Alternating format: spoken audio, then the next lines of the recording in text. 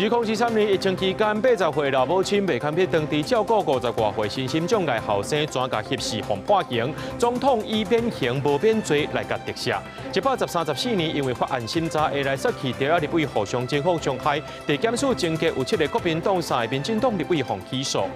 也未开始放假，不过这桃园机场最近人吵。桃园机场公司预估今仔日会有16万1000人次，是疫情过后上界济纪录。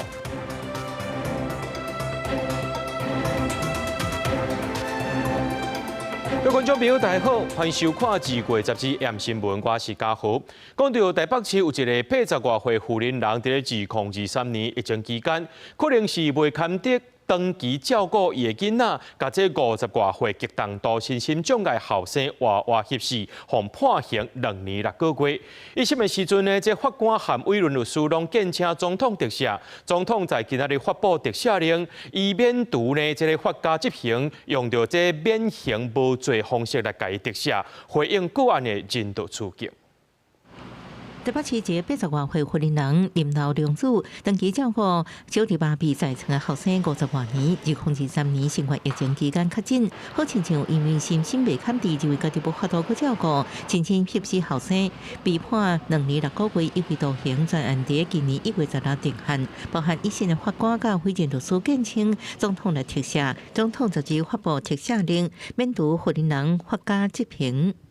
虽然涉犯重大罪名，但这是长期照顾重担之下的极端悲剧。请看民述，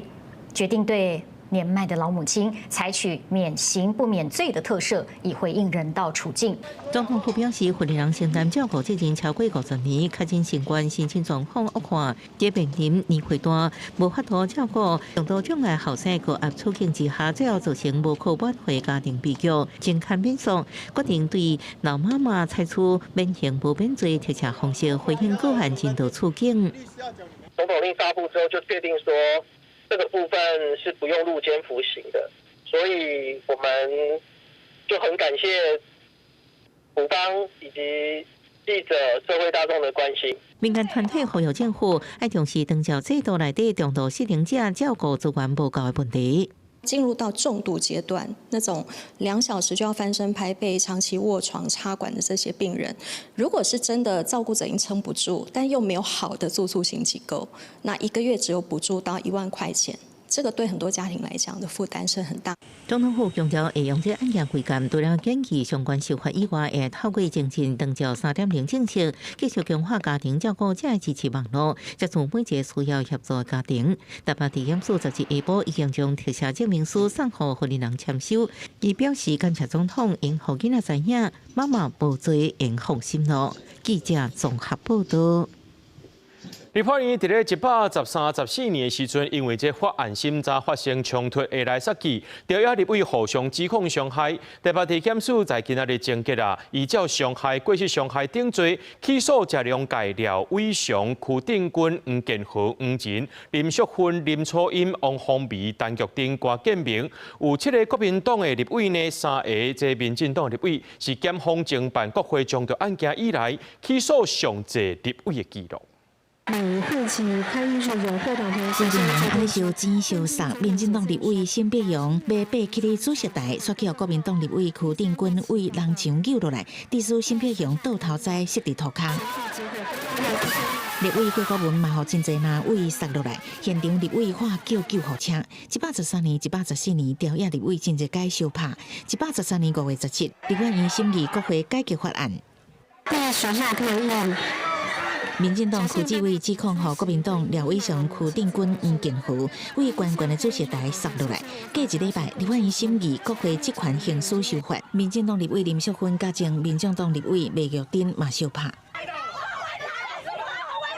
7月7日，立法院审议选罢法修法，国民党王芳美、民进党林楚英为着抢椅相拍，拢受伤。12月7日，拿赢雄雄甲选罢法修正案摆入议庭，各做个议事。立委林月琴去互哪位陈玉珍抹掉个跋倒。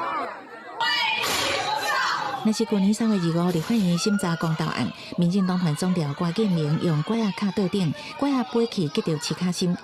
起一个角骨，对调野个人提过伤害，北检调野监视器清查画面，12侦结，依照伤害、过失伤害等罪起诉包含郭建明、谢良家等人拢总7个南委、3个立委，但是翁明凯、张家军、李玉玲、刺卡心得到无起诉处分，不过已经创下检方侦办国会冲突案起诉上侪立委的记录。尊重司法的程序进行，国民党有国民党应该捍卫的立场。因为林楚瑜事实上有打我啊，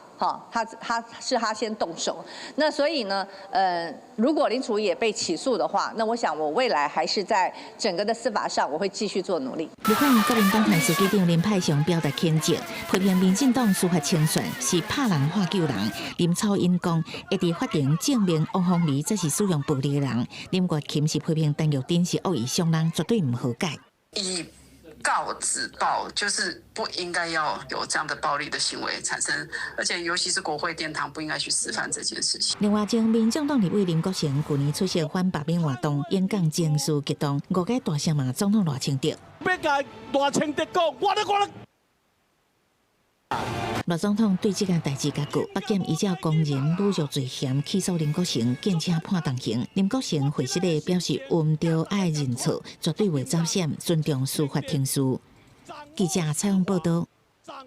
新北市有一个姓姚的里长呢，去互指控讲，含中华青少年文教艺术交流协会姓简的这个理事长，伫112年当当总统大选期间，接受这南京市台办的赞助，找几多名里长也个亲友去到中国旅游，到当地免费受人招待。这中国官员搁再要求因呢，就爱支持特定的候选人。本地这一审是判无罪，不过二审依照反渗透法，改判这姓姚的里长2年6个月，姓简的理事长4年8个月。几年前无用次关心里面的状况，但是新北市姓姚的里长即马煞派官司。2档外钟，伊找其他的里长和亲戚朋友去中国佚佗，敢若需要交几沓万外块的机票钱，其他食含大拢免钱。后壁的资助单位红查出是南京市台办，涉嫌以免钱的落地招待，想要影响迄当阵的总统大选。里长伫起进前搁捌讲，这档是习近平请的，12号照反渗透法2审改判有罪。就是在开玩笑的话，习近平又不认识我，不认他，因为我也不知道对方是怎么样的情况，所以说才会讲说，就干脆讲说是共产党前10几年前也去过的时候来说，也是国台办招待我们的。那怎么会现在是去国台办办了以后来说是居然是什么渗透法？这2个讲去中国的行程，有中国的官员加入，做伙翕相页、红布条，专用2花1家亲。对方的人士嘛，伫咧参会时阵宣传讲，爱支持特定政党的候选人。虽然里长发冤枉，主张讲伊事情拢唔知影，共款互判2年6个月的徒刑，剔除公权2年。共案的另外一个发起人，中华青少年文教艺术交流协会姓简的理事长，是互判4年8个月，搁较重，但里长不服，强调会搁上诉。里长招团去中国佚佗，洪指控讲伊涉境外势力的解说，这种案件最近几年是变甲愈来愈侪。对台北、新北、彰化到高雄等地，拢捌有里长互调查。有学者分析，对方经基站来渗透，其实是落地招待的民间交流，足久以前都有啊。他是具有公务在身的一个人，他要去注意的规定，不要被统战的这样一个要求，负责任的不要把这些团员带入这样不必要的困扰当中。过去认为讲是正常的民间交流，但是即马2方的关系含电政治改变，拢爱注意防渗透。学者建议讲，专程家己开钱来旅游，提前过滤中方的身份，严守讲话界线等等，才会当避免去踏着法律的红线。记者综合报道。讲到这民众党不分区立委李正受国籍的征集，内政部证实讲已经是第3届发函予这立法院和李正受啊，要求伊呢伫咧2月13进前来提供办理放弃中国国籍的书面资料。刘玉辉也讲呢，这李正受不分区立委候选人资格一开始伫咧登记的时阵就有问题，而且也查到讲伊是伫咧2025年3月才去到中国注销户籍的。也讲到呢，这李正受案呢，就代表选务的康邦，未来会含这选务机关、内政部建立合机关的这个合作机制，做伙来解决。那如果在就职前并未完成放弃外国籍，任用机关也就是立法院就应该依照国籍法予以解职。针对民众党中配立委李清秀的国籍争议，内政部搁再通过，表示至今已经分别对立法院甲李清秀本人3解发函，要求提供向中国办理放弃国籍的书面证明，期限压伫2月13进前。担任公职者不得拥有中华民国以外之国籍，好，这个是没有可以讨论的空间。那国台办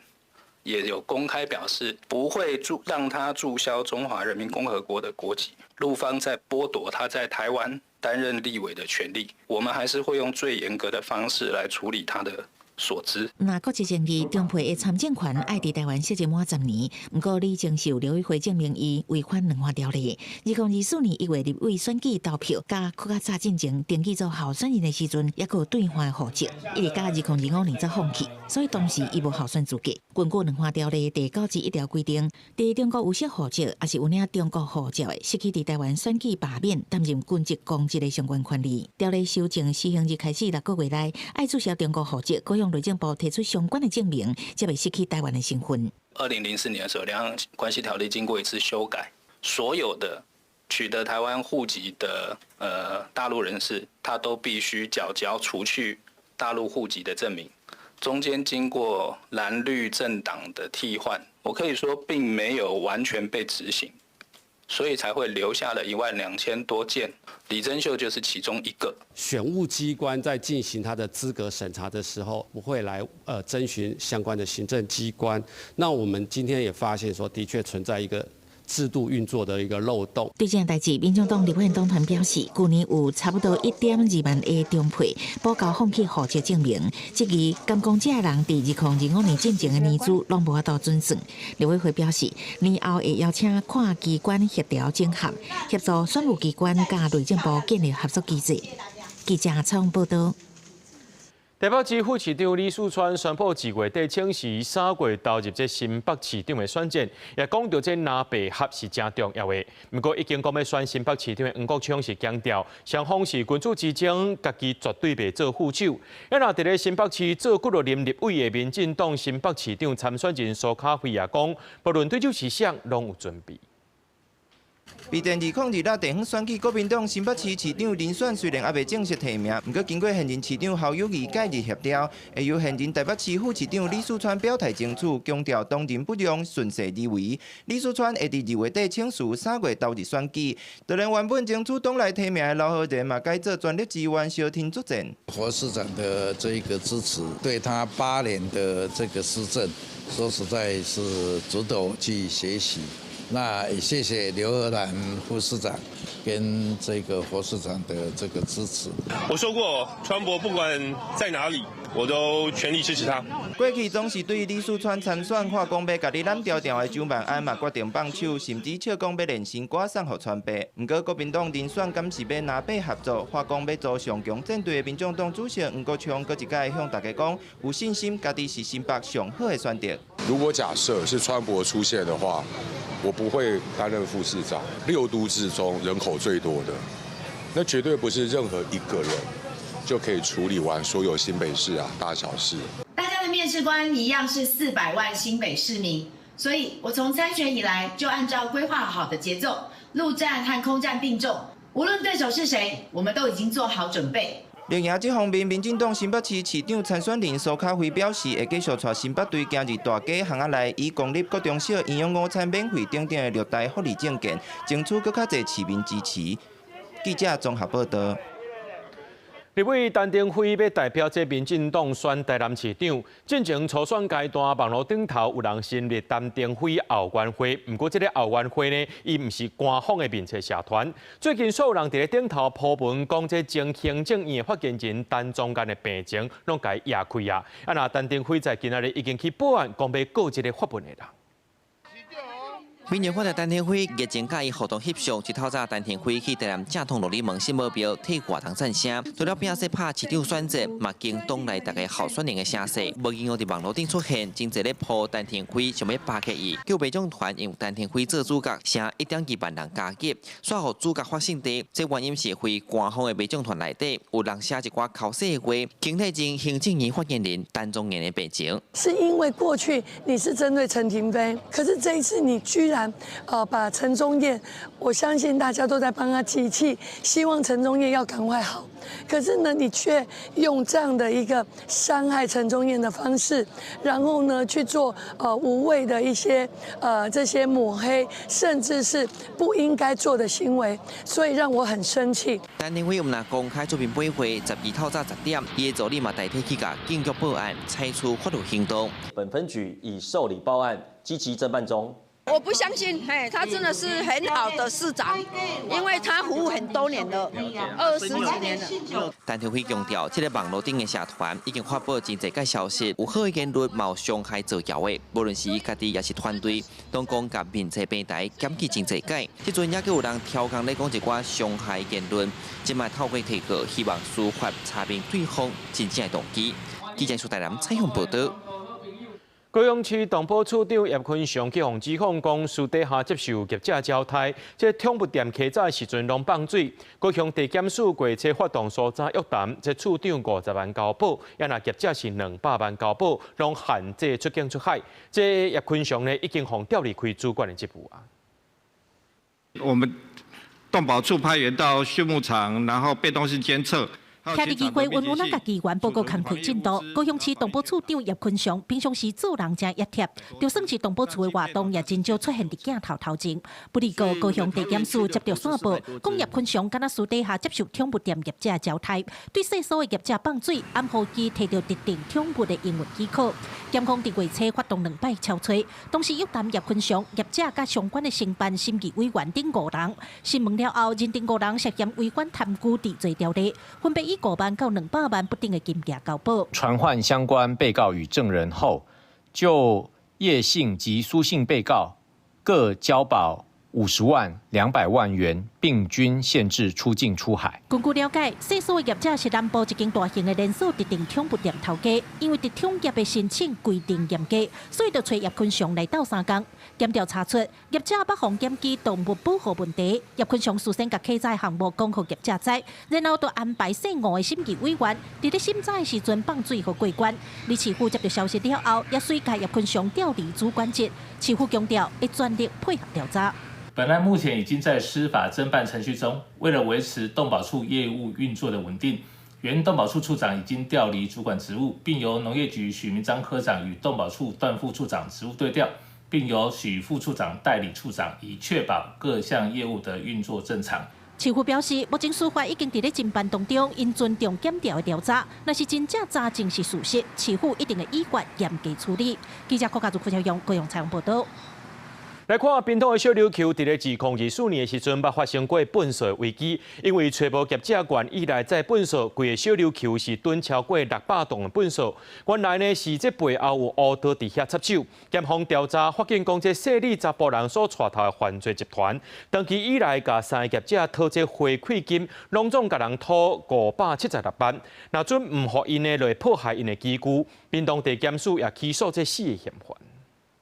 装载把垃圾装载上车的时候，也需要由警方。屏东环保局主笔南看相片，南讲起迄当阵派警察来护送小琉球粪扫清运的代志。小琉球因为游客真多，平均一天有10栋的粪扫，拢需要靠车、靠船再登来本岛的坎顶焚化炉烧。不止到2023年，小琉球的粪扫清运向无业者要做，连续流标9摆。乡长讲，迄当阵规粒岛囤超过600栋的粪扫，原地公所拢掠准是补助金伤少，业者无爱标，后来才知影是有人在冲康。接近2023年的2月的时候，厂商跟公所反映了机具有被破坏的这个问题，所以我们在第一个时间点马上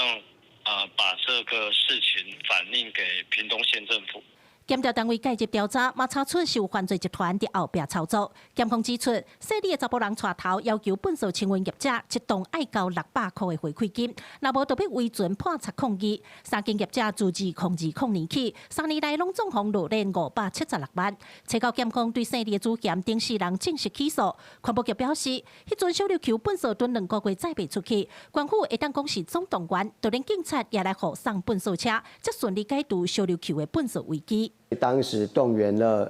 大概250人次，还有12航次的船运来载运这些，把那些垃圾车、垃圾从垃圾车那边转运到我们本岛来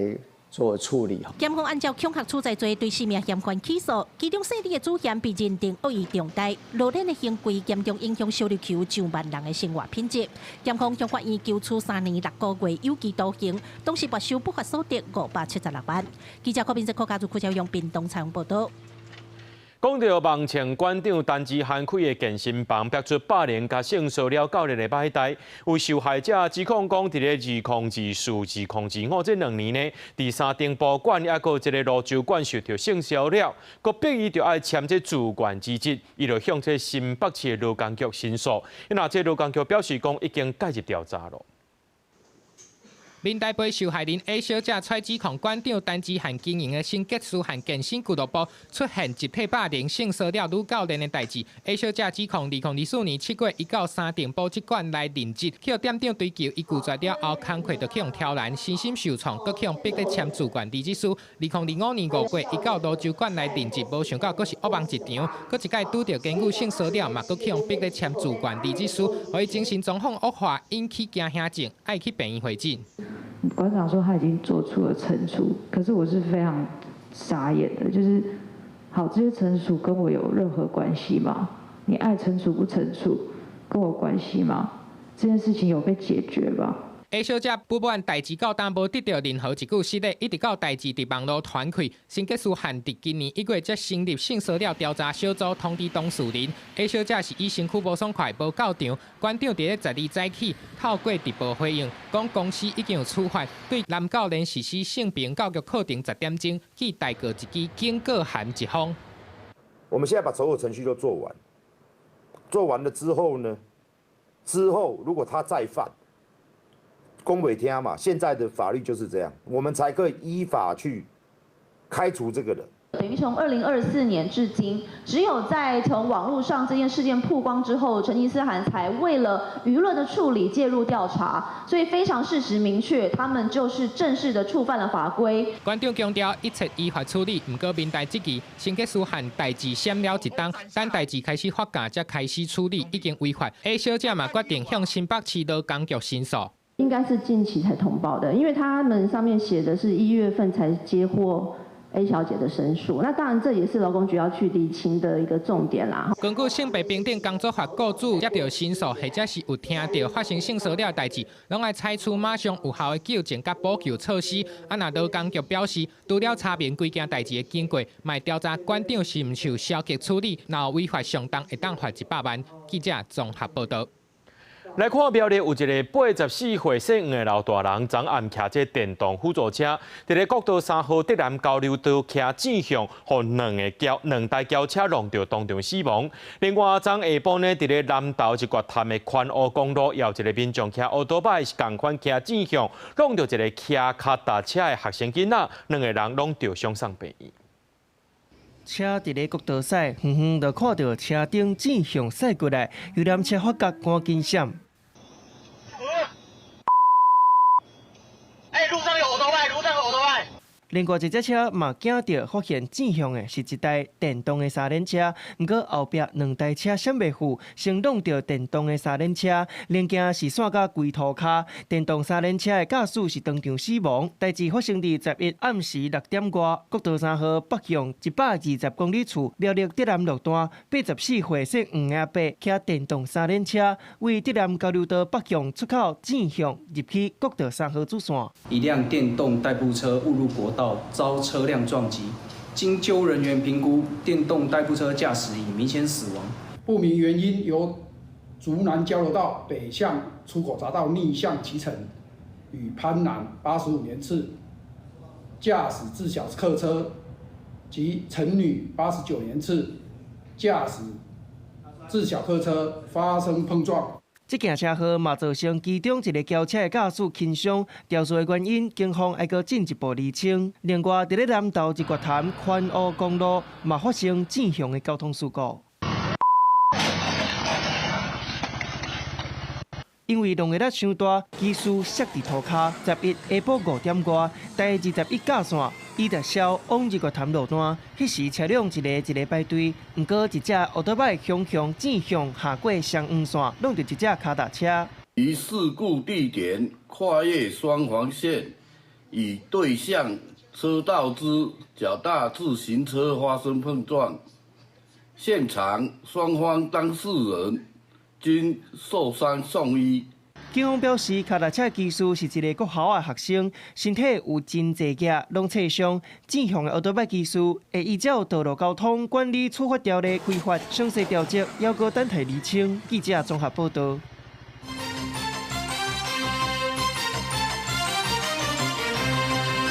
台美对顶贸易协定呢，伫咧台湾时间明仔透早要来签订，外界也伫咧关注讲，这美国轿车进口关税敢会变做是免关税咧？经济部的三法署长就讲，这经济部当咧推动车行天下计划，鼓励车厂结合着零组件厂自主研发，希望咱国内的业者呢会当行向国际市场。若讲到这美国进口入来轿车，拢是较关价，和一般的需求有加贵，短期影响无大，不过长期来看，反势有冲击。台美对顶关税贸易协定，特别伫台湾时间13日透早正式签署。传出美国汽车的进口关税有可能对现行的17.5%大幅调降，甚至变做零关税，引发关注。政府已经做了万全的准备，这个力道我们会持续加大，让产业的可能冲击大事化小，小事化了。因为美规车降税细节，搁要等谈判团队来公布，但已经让车企的买气转作观望。以往来讲，政府保护国产车应该保护够久了。如果是零关税的话，我觉得对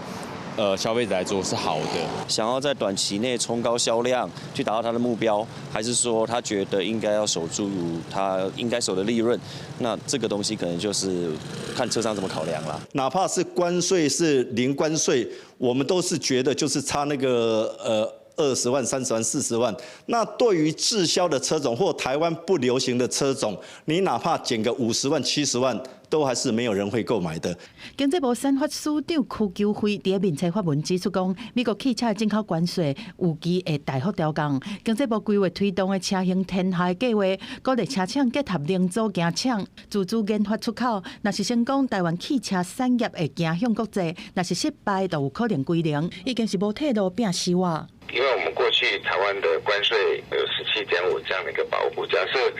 将来这个关税如果说是归零，那事实上台湾的汽车产业会受到一个比较大的冲击。中长期的这个角度来看，台湾这个产业面临这个比较关键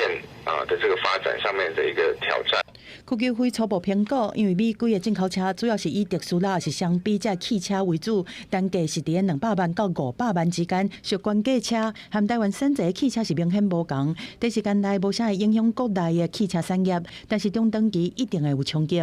记者综合报道。总统赖清德接受法新社的专访，赖总统特别警示，若准这中国摕到台湾，亚洲其他国家也会变做后一个目标。也强调台湾有必要加强国防实力。另外也讲到呢，这美国无必要把台湾当作是科技啊，而且台湾也袂成做任何国家的科技啊。甚至讲到这半导体呢上界先一个这停伫咧台湾，就会当维持台湾袂当欠缺的战略地位。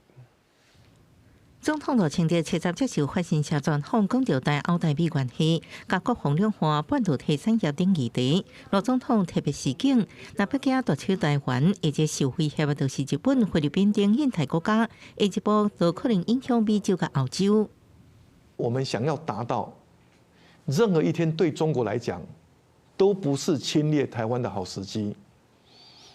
这样才有办法确保台湾的安全跟印太的和平稳定。国际关心2027年中国深受国台领令，赖总统强调台湾要做上海打算、上好准备，达到任何一日对中国来讲拢是亲台好时机。唔但甲美方合作，也希望甲欧洲伫军工相关产业科技加强深化。4月特别举行全社会外界质疑台湾恐惊假做彼此，赖总统认为台湾无可能是任何一个国家的彼此。在中美贸易的竞争当中，中国有求于美国的多，美国有求于中国的少。美国没有必要把台湾当作筹码来跟中国进行对谈。赖总统对台美关系有信心，不过经北京官员瑞普胡博示警，中国咧透过贸易谈判加政策操作，是会影响美国对台立场。Over the course of the last several months, it has become evident that the PRC is attempting to shape U.S. policy towards Taiwan through ongoing trade negotiations. First, to degrade or delay American security assistance to Taiwan by objecting to arms sales and defense dialogues. And second, to push for changes to U.S. declaratory policy on Taiwan. 瑞普福博建议，美国国会应该推动将6项保证法案立法，限缩北京宽松空间。另外，川普政府希望将台湾半导体产能40%刷到美国，引起外界烦恼台湾失去适顿。罗总统表示，那半导体研发中心上前进制停甲上大生产量拢伫台湾，能维持台湾上重要的战略地位。记者综合报道。 咱继续来关心这国防特别条例，民众党团表态同意，和这行政院的版本复位，和家己的版本并案来审查。不过，南北两党是拢讲，最后通过版本袂用行政院的版本。行政院院长对应台就呼吁国会呢，就要来合理审查总预算、国防预算，强调行政院版本呢是经过着台美沟通评估过，认为立法院就要赶紧审查行政院版本为主的国防特别条例。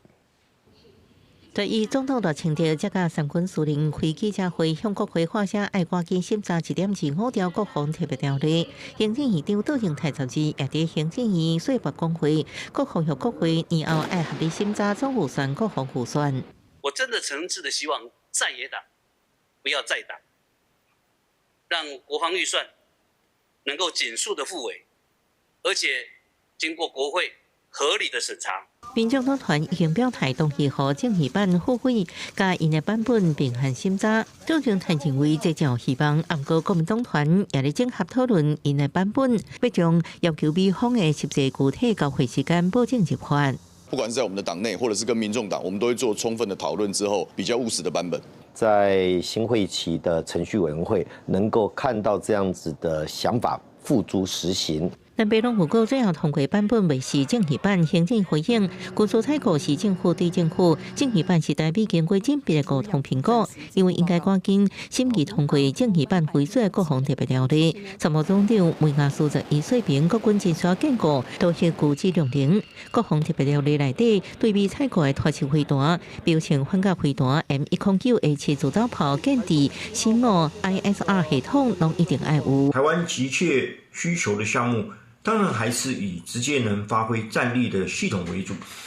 如新型的自走炮。美国总统川普顶礼拜签署行政命令，调整军售顺序，以战略重要者优先。周富平分析，会对台湾体育军购有帮助，因为条件应该优先和防卫预算稳定通过，向外界释放战略信号，也建议台湾对美国态度明确，和台湾加入美国更加重视优化。记者综合报道。 虽然还未开始休过年，不过这桃园机场最近人是吵咯。桃园机场公司预估讲，今仔日呢会有161000间厝，是疫情过后上界济记录。书上大顶悬行李一个接过一个，报道柜台头前人是吵，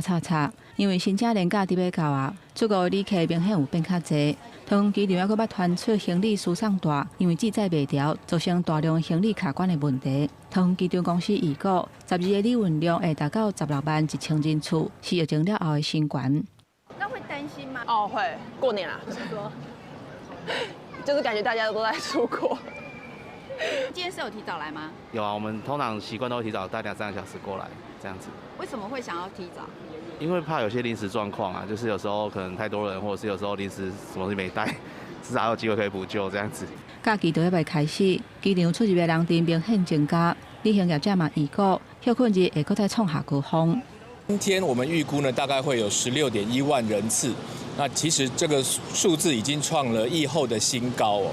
那如果以去年平均13.8万人次来看的话，其实成长的幅度有将近2成以上。今年的春节假期总共有9天，在礼拜六和礼拜天可能预计增加到平常运量的20%到25%左右。针对春节疏运，机场公司嘛增加新的措施。出国的旅客当伫官方网站甲现场的扛棒，看到过安检预估的时间，嘛已经针对春节疏运启动相关的机制。航空、地勤、机场公司等等的单位，嘛会加派卡手来应用。记者综合报道。南投草屯的99风海气球乐园昨起营运，前3天开放予这南投乡亲来体验。不过今下晡因为风伤头破大飞，南投县政府也当咧规划未来要伫咧德山的太极峡谷起一个流廊，串联附近的景点。不过根据着人力银行调查，那阵讲要去佚佗开同款的钱，有8成的民众甘愿出国旅游。加几啊飞去伫天顶，下骹都是南投草屯的景色，含壮观的99峰。南投草屯的99峰日数加几啊乐园，11时启用试营运。第一阶段开放予南投的乡亲预约来体验，但是这第2天就拄着风伤透。园方为了安全的考虑，暂时未升空。当地民众对新景点看法无同。它才刚起步，所以规划一定还会再改。票价的话，我觉得也 OK。我以为说它是可以上去可以飘着走，结果就是只有上去再下来而已啊。哦，这样。对啊，所以我跟我的原本预估的想法是差距就比较大一点。99峰日数加几啊乐园，官府经过3年多来起，是亚洲第3座日数加几啊，主打伫高空下当宽纵来看景色，是采取较大的设计，暗算3月的时阵正式营运。官府表示讲，因为这日数加几啊，较会受到天气的影响，会含厂商建议调整开放时间。另外，南投德山的太极峡谷，官府嘛当地规划起流廊，串联当地观光。他想要来建构一个环状的一个风景区啦，然后我们也希望能够，因为现在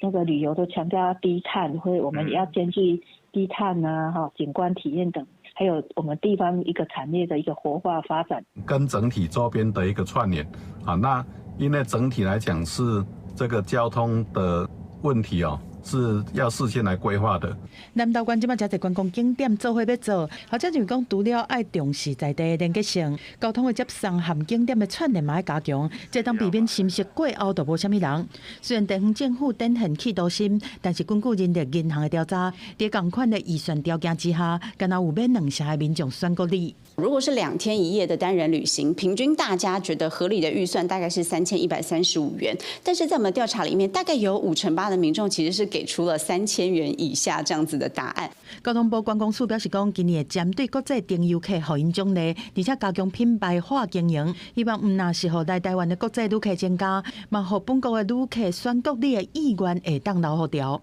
记者综合报道。特别过年啊，这花市真热闹。中华参买业者就讲，较早过年时阵，红色花上侪人买，若今年黄色的这金桔啊，菊花上侪人买。业者讲，可能是金仔大起价，也带动这金色花材卖甲呛呛滚。花市即马长热闹，有红色喜气的菊花花、圆圆意思的绣球花，佮有代表兴旺的旺来花。特别过年咯，全台湾花市买卖的大产地中华参买乡，这吊饰的盆栽拢已经上市，都不少人趁年前来买。我有考虑那个亮亮的啦，对啦，招财的。是啊。荆棘啦，我妈好像想买荆棘，都会多看啦，不会说都只买某一个。有人爱喜气啊，有人爱较黄啊，较袂如那金条咧。参买在地原价业者表示，因过年节拢是红花上受欢迎，但是今年黄色的盆栽饲草特别好，亲像金桔啊、黄色的菊花花、红杏子、卡拉花等等销量好，卖价用要无货。业者指出，可能是因为即马金仔好价，带动大家来买黄色的盆栽，金鱼啊金鱼袂输是金仔的感觉。今年有一个做无共的趋势吼，都是黄金色的特别人爱吼，比如桔啊即马黄啊嘛。哇，迄黄金色的，啊，咱菊花吼，正侪色，偏偏都是咱这个黄金色的吼，上侪人爱吼。到尾再想想，应该甲黄金起大价有关系啦吼，金黄的吼，身价不一样。业者表示，年节买花毋那是为着装下厝内迎新春，买当看出民众对来年的期待。今年黄色盆栽销量上好，除了上顶富贵招财，也反映出市场景气甲投资的话题。记者杨淑晴综合报道。来看家己城隍庙因推出替宠物点灯着送主人公明灯，城隍庙表示讲已经推出3年啊，真侪信众是专工来遮点这宠物的灯。像你看陈恩这边，我们现在点宠物灯嘛，好，那就送平安灯，就光明灯，好，所以就送在你这边。民众趁过年进前来到庙里点灯，希望新的一年会当平安健康。只是点灯的对象是厝内饲的宠物。我个人我觉得狗狗就是我们家的小朋友，也是我们的家人。对，那我从那个桃园的青埔下来，刚好回娘家，就一起帮我们家小朋友点一下平安宠物灯，让他保一下平安。家己新福庙3当前就推出在宠物点灯的服务，庙门外口就挂布条讲，主人替宠物来点平安灯，庙方佫加送主人光明灯。有民众看到布条，感觉真趣味，讲原来买一个送一个，主人才是送的迄个。香客他们都觉得说嘉义城隍庙太佛心了哈除了宠物以外，都还能照顾到我们主人，所以说那个北部的都有来包计程车都有包整个游览车过来，整个30-40个都来点宠物平安灯。动物的光明嘛会使互咱做少年的嘛有够。加伊的光明灯，也是讲太岁灯安尼，所以讲一兼两顾，望哪兼这课，所以讲这是真好的代志。庙方指出，为推测这个服务较大，计共已经有超过3000万位的信众伫遮替宠物点灯，旧历一年就要到啊。民众替新的一年点灯保平安，嘛会顺着替厝内宠物点灯祈福，拢是希望陪伴伫家己身躯边的宠物会当平平安安。记者林慧婷家己报道。诈骗要注意哦！这屏东警方去年底掠到一桩诈骗，这诈骗集团爱被害人买400万的黄金。这金仔店的头家感觉怪怪，遂通报警察，落尾顺利掠到2个嫌犯。阿刚第一次问你，为什么不讲？穿白衫的查甫人坐伫涂骹，双手用手铐绑咧。伊是诈骗集团的车手，原本要向被害人摕黄金，结果去互警方掠。去年12月底，有诈骗集团甲被害人讲，伊涉嫌刑事案件，爱管制口罩，要求伊去买400万的黄金。因后头家感觉怪怪，就通报警方。警方提假黄金交易，掠到诈骗集团的干控手甲车手。因为我没有提款卡，也没有什么那一些卡都没有，然后就说不然你就要去换成金条，这样比较好交管。就是从他的言语跟那个听起来就怪怪的这样子，对，然后我们就是觉得不太正常，对，然后就跟警方联络这样子。因为黄金这一阵仔价小起落大，拄啊好诈骗集团叫被害人买的时阵，一件16000外，结果趣味的是被害人本来无咧投资。结果后来黄金价小起到19000外，互被害人料想袂到的是400万的黄金现赚20万，真做头一件诈骗刷赚到钱的案件。今那个时段就是很多人在买，然后临时也没有货，然后后来就是还要再等，所以在等的期间我就发现问题。不但成功拦阻民众免于遭受，也因黄金的价格飙涨，让原本要被骗买黄金的受害者，因而小赚一笔。屏东警察局12嘛保障这银行业者协助警方盗掠诈骗集团，当事人后的头家嘛有出席。警方表示，希望透过公开保障和检讨改进，鼓励日后各银行业者做伙守护民众财产安全。记者柯明哲，屏东报道。存无几天就要过年啊，家家户户拢会大摒扫。环境部也呼吁讲，整理出来粪扫唔通乌白蛋，爱甲讲这会当回收的抑个危险的物品捡出来，另外交互这清洁人员，安尼是唔但会当保护清洁人员的安全，也会当甲这废弃物循环再利用。做伙甲回收做好，免惊予人看无。这首歌是环境部出的资源回收歌。希望透过歌曲，让大家了解做好资源回收的重要性。第一，爱确实分类；第二，危险的回收物一定爱捡出来。另外，交互清洁人员，亲像家属管和行动电源等等。啊，若清洁队收来的回收物，有会经过修理，阁会当继续用，延长物件的寿命。工厂的资源再生以及再利用，但是这一场的旅程可不可以顺利抵达终点，就要看大家在里面家里的第一步源头分类有没有做得好。如果第一步分类错了，这场旅行很可能就会迷路，而这是非常可惜的一件事情。很多民众还是会把那个打火机以为用完啦，或者是它的头已经掉了，他就会直接丢在垃圾袋里面，然后丢垃圾车。可是这样子，我们曾经发生过就是垃圾车有冒烟的事件，那我们捞出来才发现那个是小小的打火机，所以我们就想说，如果可以的话，民众把那个打火机还有那个高压罐、行动电源单独装袋子，然后交给我们的那个资源回收车的人员。这阵啊，过年大摒扫，粪扫量、回收量拢咧增加。清洁人员表示，喷的量嘛有增加，提醒民众在处理喷的时阵，爱甲水离好干，倒好清气，才袂占喷桶的空间。大家都含的水量的话，大概就可能走完一个社区，那一桶就满了。所以如果可以的话，就是请民众帮我们，就是水尽量沥干，只剩渣，然后丢进来的话，就可以更多人去使用那个厨余桶。环境部表示，过年日要到啊，家家户户拢会甲厝内摒扫。若是将废弃物做好回收，这个物件就会当循环利用。毋但对源头减少粪扫量，也等于是落实净零永续。记者陈心东、王志光台北报道。消基会针对有1万个社区、300万的用户等咧使用的智生活 App 进行测试。虽然这个 App 有上界关等级的资安认证，不过实际去甲伊检验，却发现讲有16项无通过，用户的资安甚至是个资泄露，拢有正悬的风险。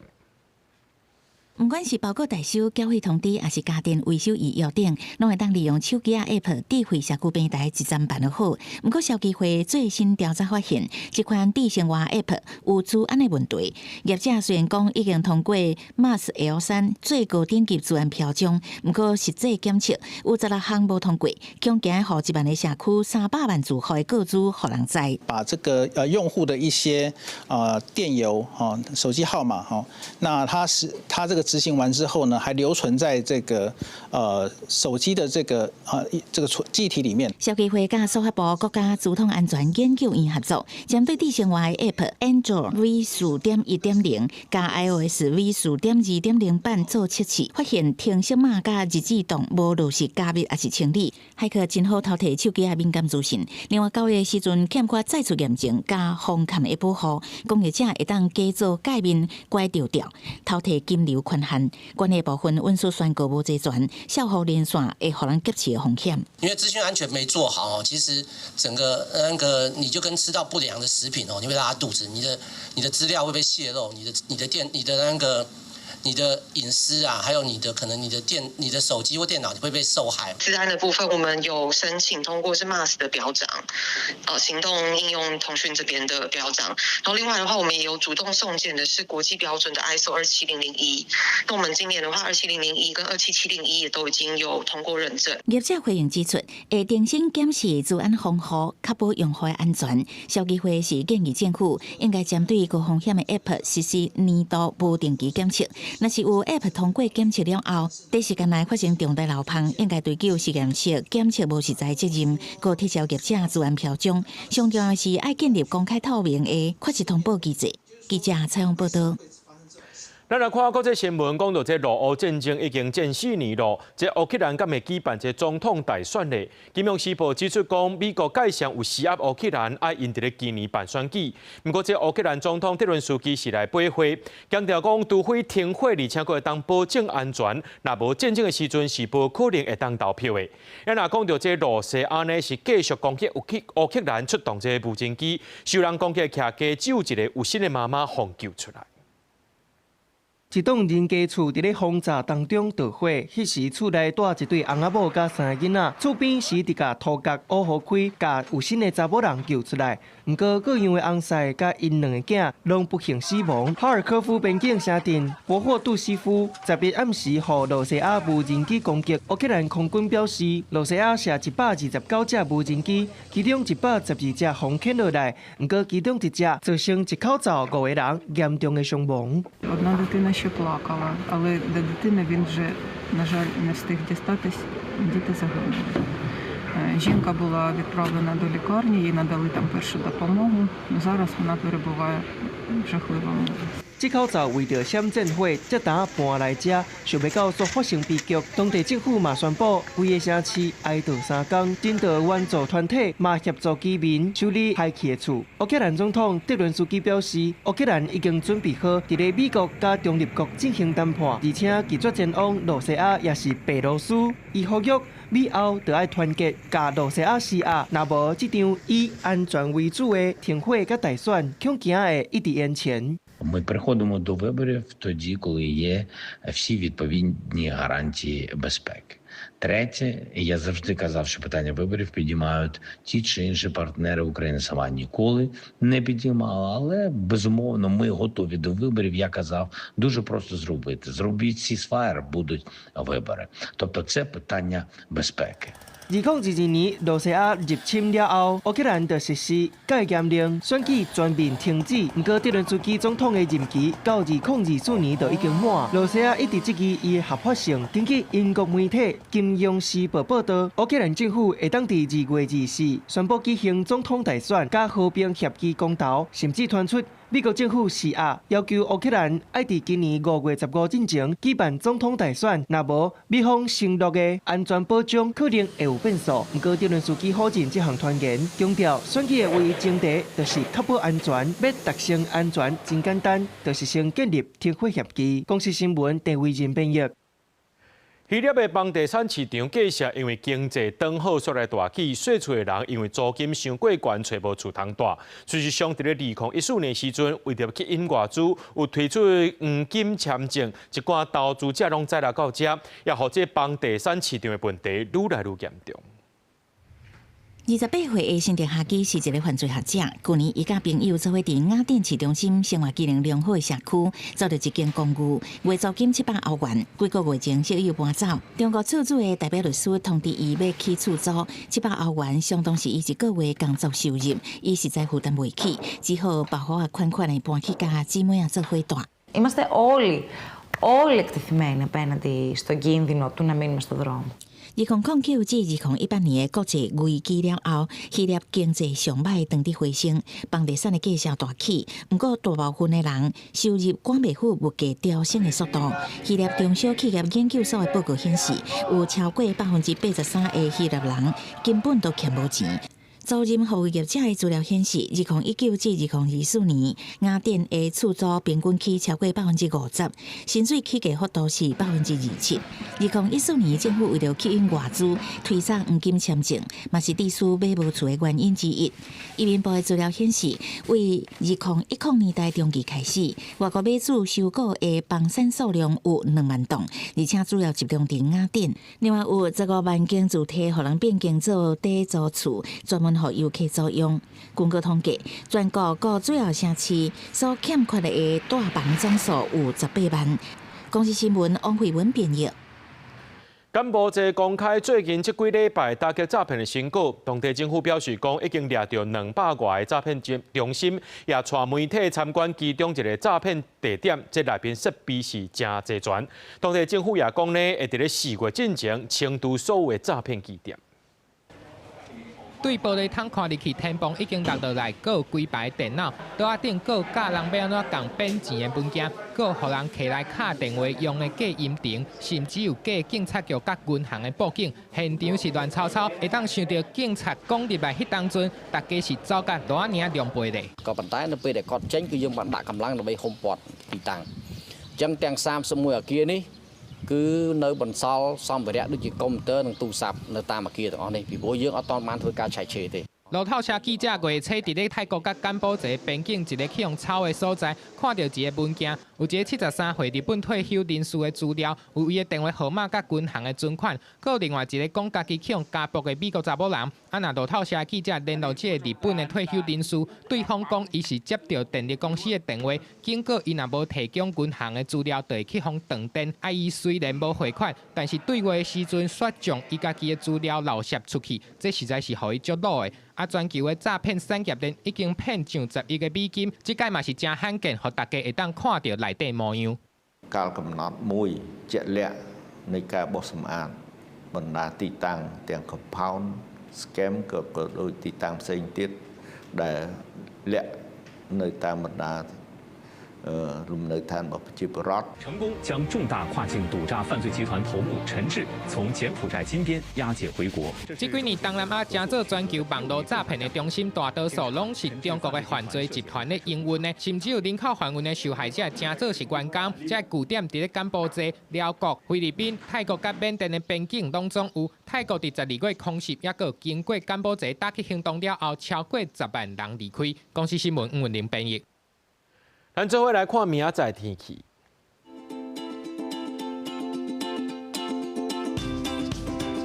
基隆台北桃园新竹对12度到27度。苗栗台中彰化南投云林对11度到26度。嘉义台南高雄屏东对14度到28度。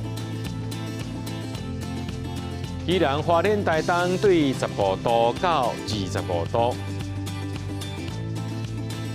平湖金门马祖对11度到23度。还有未来3天气象。